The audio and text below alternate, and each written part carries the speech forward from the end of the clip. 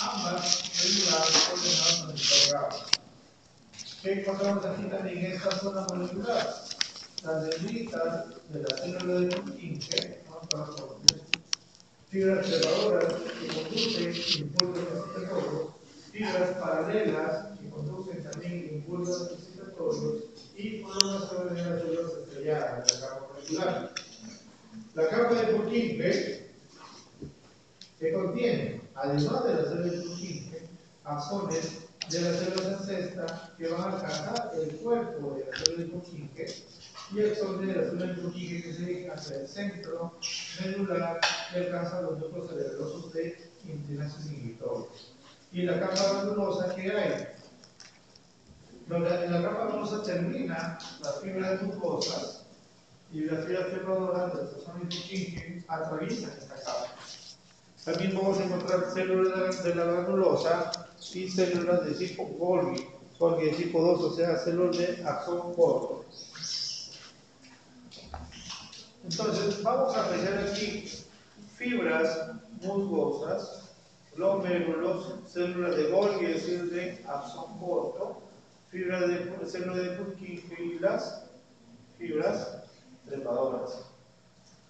Entonces, hay 5 tipos de células que conforman esta corteza cerebelosa. Células en cesta, estrelladas, las de Golgi, son corto, hay interneuronas de la capa granulosa y hay un sistema referente conocido por las células de Purkinje, ¿no? Y que estas proyecciones son inhibitorias. Las fibras aferentes que van hacia la corteza cerebelosa terminan en la capa de las células granulosas, es decir, en los glomérulos con las fibras musgosas en esta parte.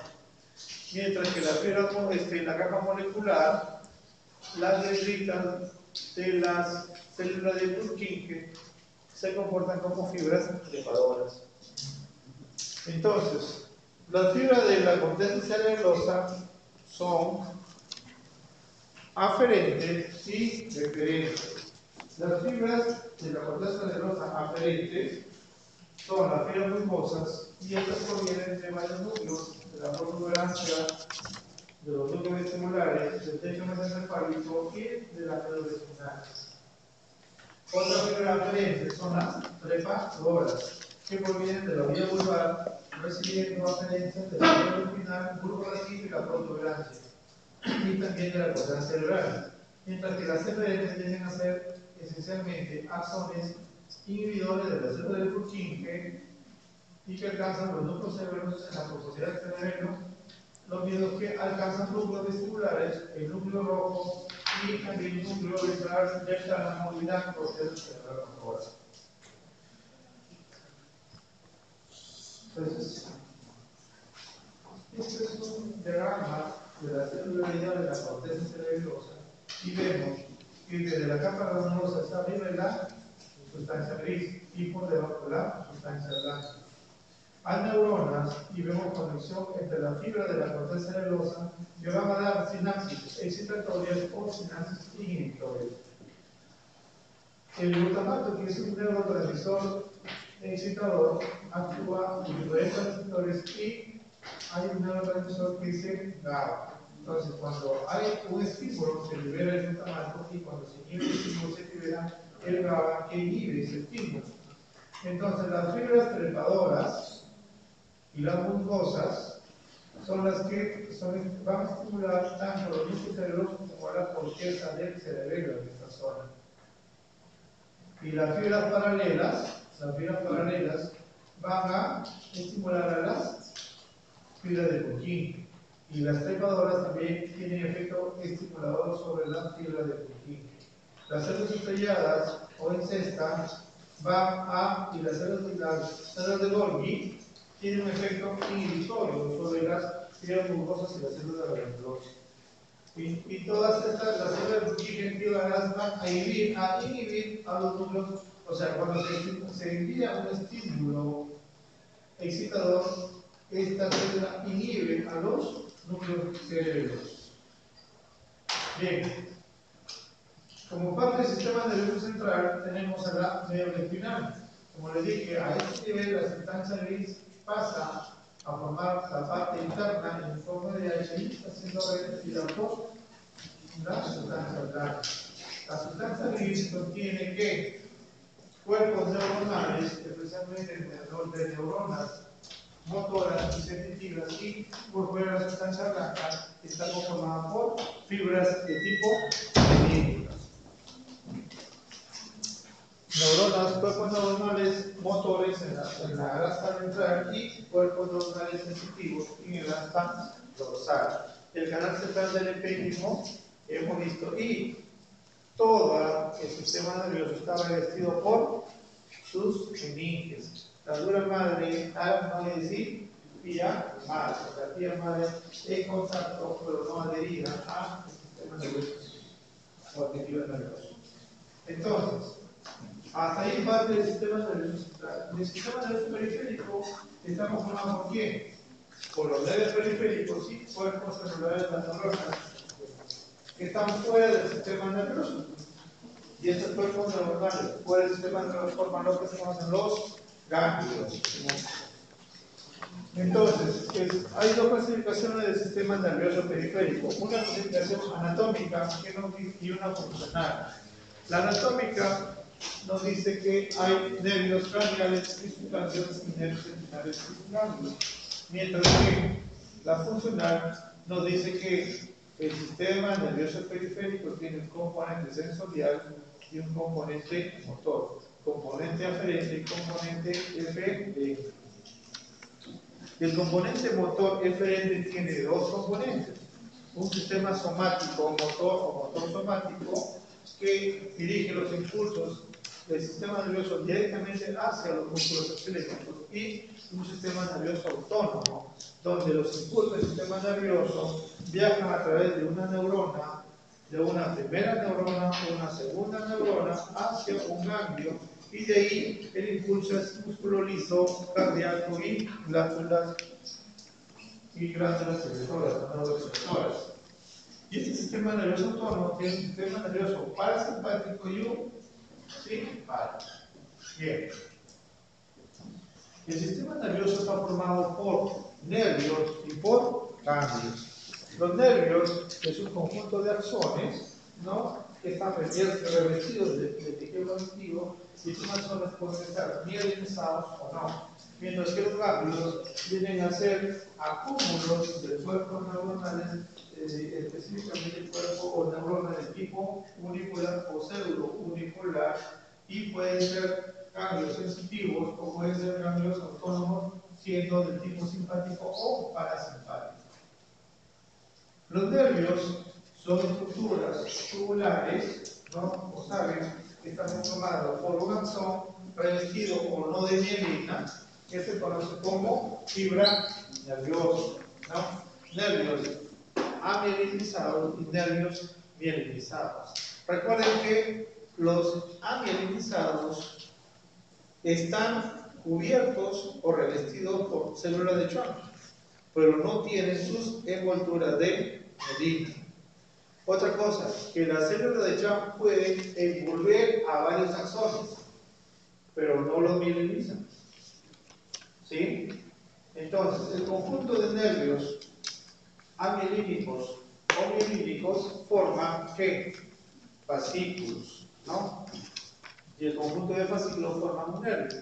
Entonces, pero cada una de estas fibras nerviosas están envueltas por una fracción de tejido conectivo que se conoce como endoneuro. Y el conjunto de fibras nerviosas que forman un fascículo están revestidos por el perineuro. Y el conjunto de fascículos están revestidos por una capa de tejido conectivo denso colagenoso que es el epineuro. Bien, entonces vemos acá externamente el epineuro revistiendo a cada fascículo nervioso el perineuro, e internamente a cada fibra el endoneuro. Aquí vemos mejor.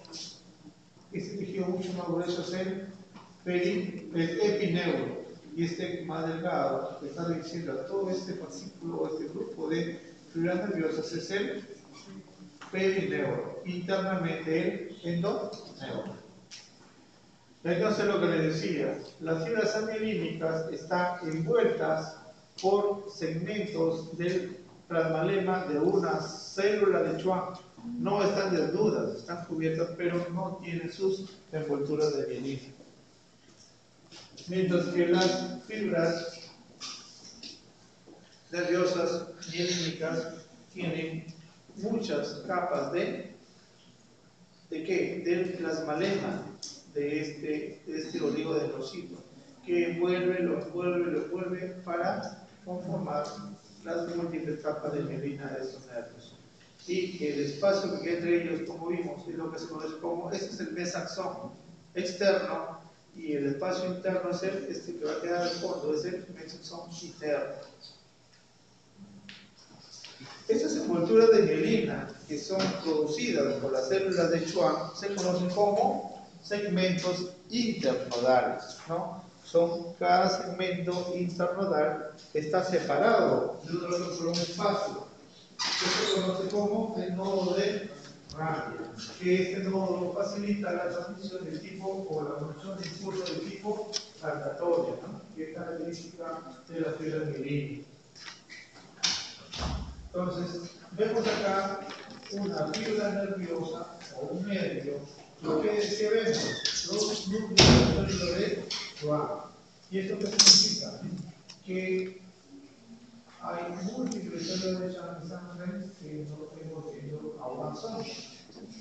¿Qué es eso? ¿Qué se ve?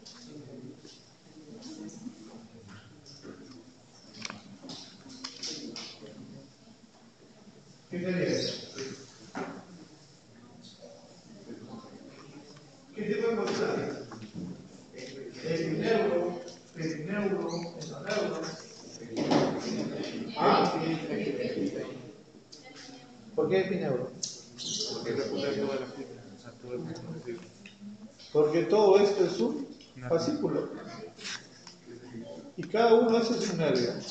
Entonces ese sería perineuro.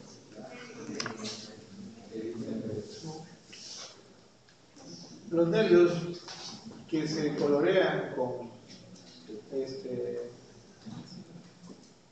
con sales de plata o sales de oro se identifican fácilmente, ¿no? Todos estos son axones, o sea, todo esto es una fibra nerviosa, son axones. ¿Y qué vemos acá? Aquí determina uno y aquí termina otro. Entonces, esto es un segmento internodal y esto es un nodo de Ranvier.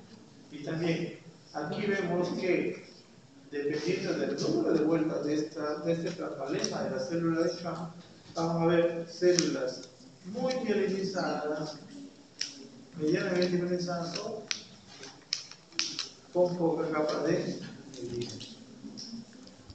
Fisiológicamente vemos acá que cada uno de estos que es una fibra nerviosa y todo eso es un nervio periférico. Los núcleos de la célula de Schwann, y aquí vemos un nódulo o parte de un segmento internodal, el axón en el centro de la mielina y su nódulo de Ranvier en este espacio. Entonces, ¿para qué? ¿Cuál es la función del axón? Transmisión del impulso nervioso. ¿Y cómo es el impulso nervioso? ¿Cómo se inicia el impulso nervioso? ¿Ah? ¿Qué necesita para iniciarse el impulso nervioso? El estímulo. ¿Y cómo es ese estímulo? Es una descarga eléctrica. Pero esa descarga eléctrica, ¿de qué tipo es? ¿Eléctrica en sí o química? Química. ¿Y por qué es química? Porque hay mediación de neurotransmisores, ¿no? Que son sustancias liberadas en la neurona presináptica, en el espacio sináptico y estimulan la parte postsináptica, ¿no? Especialmente la acetilcolina, que estimula, bueno, todo lo que participa en la contracción muscular. Entonces, la velocidad de conducción va a depender de su grado de mielinización. Y los nervios mielinizados, los iones pueden usar esta membrana plasmática e iniciar la despolarización a nivel de los nódulos de radio. Entonces, según esto, las fibras pueden ser intensamente mielinizadas por tipo A, medianamente mielinizadas por tipo B o no mielinizadas por tipo C, dependiendo del diámetro y de la velocidad de conducción. Pero esta velocidad de conducción va a depender del diámetro del nervio, o sea, de su capa de mielina. El tejido nervioso se regenera, se repara. Precisamente las neuronas no, pero los axones también. Si los extremos dañados, muñones, están próximos, pueden repararse. Pero si están muy lejos, se pierde la función. Entonces, esta es una neurona o una motoneurona que está inervando al músculo esquelético. Sube lesión por cualquier motivo y ¿qué es lo que pasa? Las células de Schwann empiezan a dividirse por mitosis. Unas mueren y otras empiezan a dividirse. También hay pérdida de mielina. La mielina o bien la empiezan a recuperar, a reciclar o se digerir por los macrófagos. Mientras ocurre esto en la zona de daño, a nivel del cuerpo neuronal, los cuerpos de NILS o los acúmulos de poliribosomas en los retículos hematomáticos empiezan a desintegrarse. A este proceso se llama cromatolisis. Se desintegra porque empiezan a sintetizar una mayor cantidad de elementos que van a ser utilizados en la zona de reparación. Aquí se van a formar dos muñones, ¿no? Los extremos. Y estos muñones, cuando la lesión se daña, se cierran automáticamente, se cierran rápidamente para evitar que esa neurona pierda todos sus elementos. Pero en realidad estas células de Schwann van a seguir proliferando hasta hacer que ese muñón vaya acercándose. Por otro lado, las prolongaciones del axón empiezan a emitir unos brazos, ¿no? Unos brazos de forma desordenada. Pero uno de ellos va a alcanzar al muñón o al extremo distal. Si lo alcanza, las células de Schwann que anteriormente han proliferado ya han hecho un camino previo, ¿no? Entonces, si este extremo neuronal alcanza el otro extremo, ese nervio se va a regenerar. Si no lo hace, estos extremos degeneran y esta reparación no se da, se pierde ese nervio. Pero mientras ocurre este proceso que dura meses, también como no hay una nutrición adecuada a la parte distal de este axón sufre daño y degenera. Y se degenera, y si es una neurona motora que degenera, entonces no hay un estímulo nervioso a ese músculo. ¿Y qué le pasa? Se atrofia, ¿no? Hasta que vuelva a recuperar su inervación y pueda empezar a recibir estímulos que lo permitan que origine su contracción. Bien, hasta ahí los nervios. El sistema nervioso tiene una porción motora y una porción motora y una porción motora somática y una porción autónoma, como habíamos visto. Los nervios somáticos son los que inervan a los músculos esqueléticos, ¿no? Y nos permiten realizar lo que se llama como el arco reflejo somático. Ante un estímulo hay integración, transportación del impulso y una respuesta que permite retirar en este caso el dedo ante un estímulo agresivo. Mientras que el sistema nervioso autónomo, hay inervación, da inervación específicamente a la musculatura cardíaca, a la musculatura o visceral, para generar una inervación del tejido muscular de las glándulas.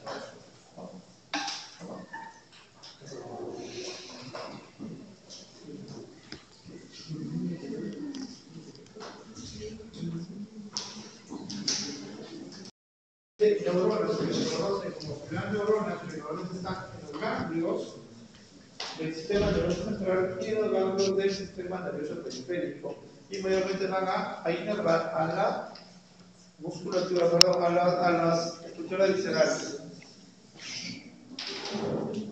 ¿Qué hacen si les sucede esto? Empiezan a sudar, ¿no? Sudan frío, taquicardia, ¿qué más?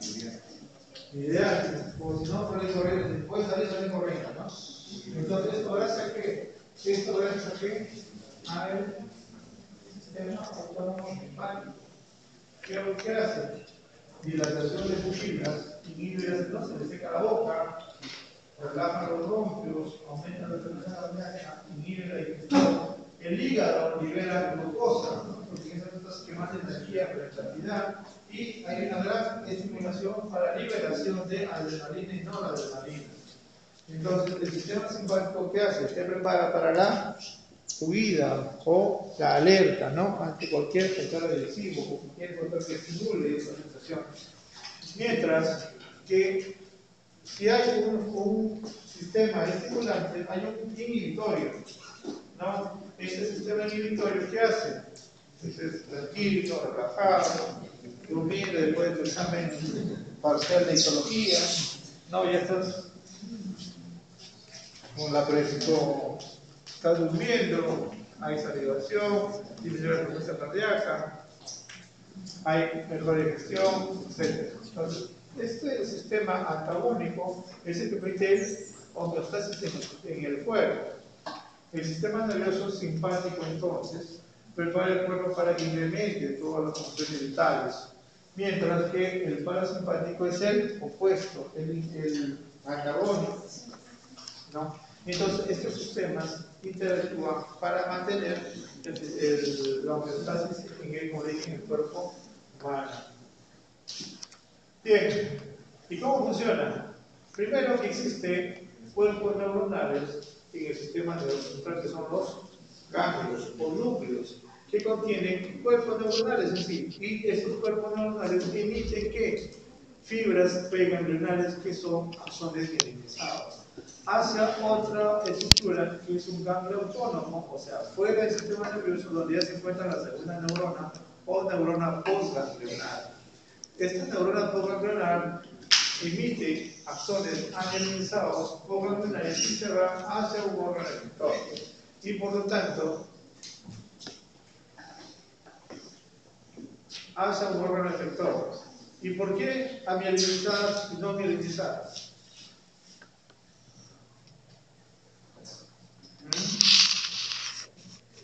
¿Cuál es la característica de una fibra amielizada?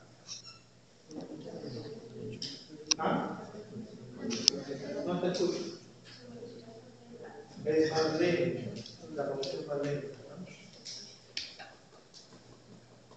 ¿Qué pasaría si la evolución es mucho más rápida? Primero con cólicos se va a dar. ¿Por qué? Porque el perceptismo es lento. Cada impulso, o sea, cada movimiento predictante pues, es un impulso nervioso. ¿No? Entonces, ¿qué pasaría si fueras de condición rápida? Si hubieras con contractura aceleradamente, sobre todo a nivel de la musculatura y la musculatura lisa. Por eso es que son piedras semilímicos. Entonces, estos ganglios que participan o que se encuentran dentro o del sistema nervioso central, ¿qué vienen a hacer? Pueden ser, desde el punto de vista anatómico, o espinales o craneales, según están en el origen de los nervios, o sensoriales o autónomos, desde el punto de vista funcional. ¿Y qué es un ganglio?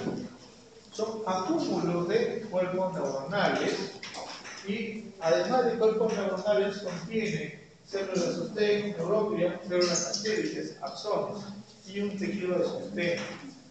Y estas células satélites recuerdan a células que están como si estuvieran rodeando a esta neurona, ¿no? A este cuerpo neuronal.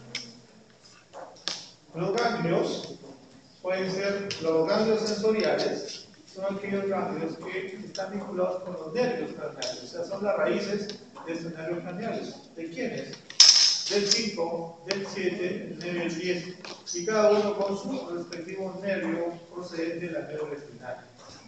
¿Cómo se ve un ganglio? Con una tumefacción, ¿no? Una elevación, una hinchazón de ese nervio, dentro, que puede ser dentro o fuera de la bóveda craneal.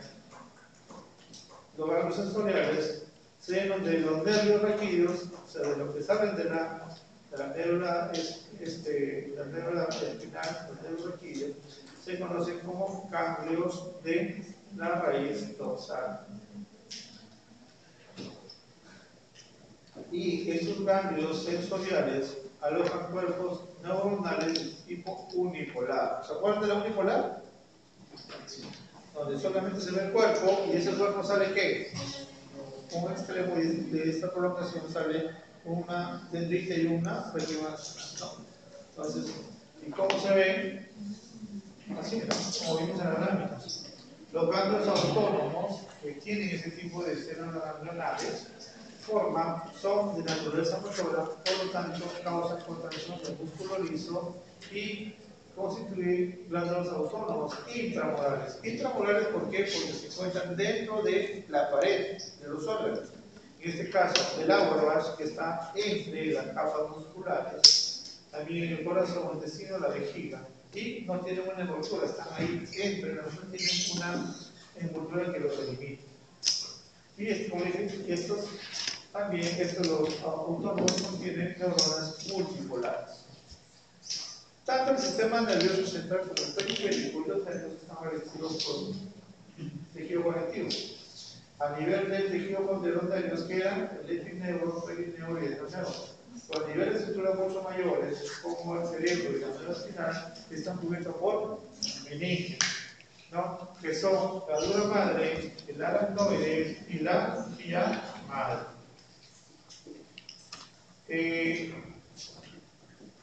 La pía madre es la más externa, una intermedia que es la aracnoides y una interna que es la pía madre. La dura madre, la más externa, está compuesta de tejido conectivo denso y colagenoso y tiene dos capas. Una periódica que está en contacto con la calota, con el hueso, está muy vascularizada, y una meningia que está formada por fibroblastos y vasos sanguíneos pequeños. A nivel de la médula espinal, la dura madre raquídea no se adhiere, no se pega a la pared del hueso, a la pared de la vértebra, ¿no? Entonces, al no adherirse, forma un espacio que se conoce como espacio epidural, que es un espacio continuo desde el agujero occipital hasta el segundo segmento sacro y está perforada por nervios, esta dura madre. Este espacio que está entre la dura madre